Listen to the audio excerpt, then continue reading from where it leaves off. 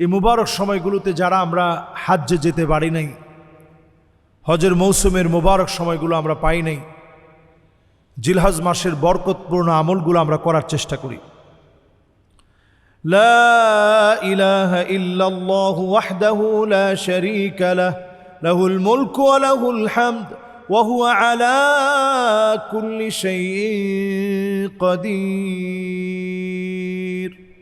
এটা আরাফার দিবসের দোয়া। এটি লা ইলাহা ইল্লাল্লাহ, লা ইলাহা ইল্লাল্লাহ, লা ইলাহা ইল্লাল্লাহ। এটা আমরা সবসময় পড়তে পারি। পুরো জিলহজ জুড়ে যিকরের কথা রয়েছে। তো এই জিলহজ জুড়ে আমরা লা ইলাহা ইল্লাল্লাহ বেশি বেশি পড়ার চেষ্টা করব। আর আরাফার দিবসের বিশেষ দোয়া লা ইলাহা ইল্লাল্লাহু ওয়াহদাহু লা শারীকা লাহ, লাহুল মুলকু ওয়া লাহুল হামদ ওয়া হুয়া আলা কুল্লি শাইইন কাদির পড়ার চেষ্টা করি।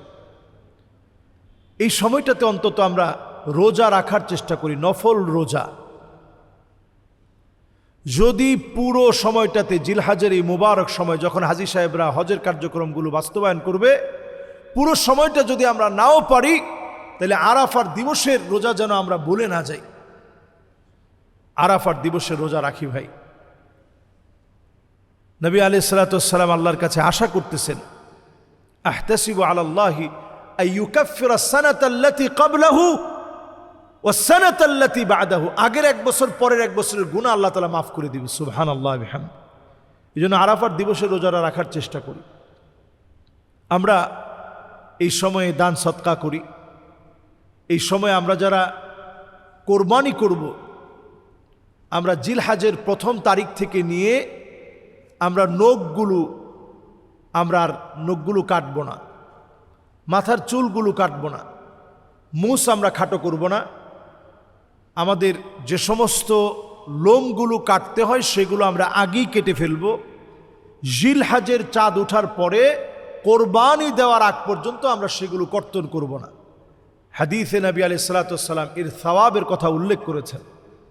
সুতরাং আমরা এই আমলটা করব। খুব বেশি বড় কঠিন কোনো আমল না, সহজ আমল। আমরা এটা মানার চেষ্টা করব। এখন থেকে যারা নখ কেটে রাখবো, জিলহজের চাঁদ দেখার পর থেকে আমরা নখ কাটবো না। চাঁদটা দেখেই আমরা একটা দোয়া পড়ব, আল্লাহু আকবার, আল্লাহু আকবার, আল্লাহু আকবার, আল্লাহুম্মা হিল্লাহু আলাইনা বিল আমনি ওয়াল ঈমান ওয়াস সালামাতি ওয়াল ইসলাম ওয়াত তাওফীক লিমা তুহিব্বু ওয়া তারদা রব্বি ওয়া রাব্বুকাল্লাহ হিলালু রুশদিন ওয়া খায়র।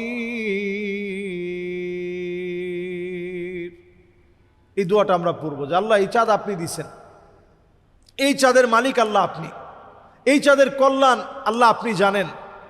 চাঁদেরও মালিক আপনি, আমারও মালিক আপনি। আল্লাহ, আপনি আমাকে কল্যাণকর বিষয় দান করেন, অকল্যাণ থেকে আল্লাহ আপনি আমার হেফাজত করেন। আল্লাহর কাছে এইভাবে করে আমরা দোয়া করার চেষ্টা করব। প্রতিনিয়ত আল্লাহর কাছে চাওয়ার চেষ্টা করব। আল্লাহর কাছে কামিয়াবির জন্য দোয়া করব বেশি বেশি। আর এই জিলহজের এই দিবসগুলোর ব্যাপারে আল্লাহ তাআলা নিজে কসম করেছেন, ওয়াল ফাজর ওয়া লায়ালিন আশর।